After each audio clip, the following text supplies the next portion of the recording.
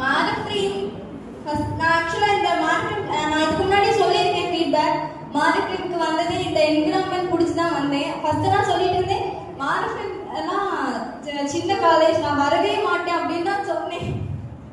நம்ம சீனியர் ஒருத்தங்க சொன்னாங்க காலேஜ் அழகா இருக்கு நல்லா இருக்கு அப்படின்னு சொன்னாங்க. வேற யாரும் இல்லை, ஆட்லைன் தான் சொன்னாங்க. அவ சொல்லி நம்பல, அவங்க சொன்னதுனால தான் நான் வந்தேன்.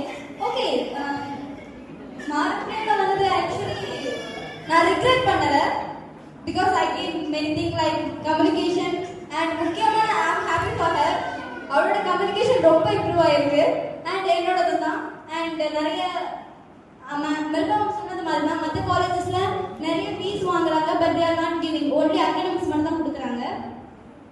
ஃபர்தராக இங்கே நிறைய கொடுக்குறாங்க. அண்ட் நான் வந்து காலேஜ் லைஃப்ல வெளியே காம்படிஷன் போனது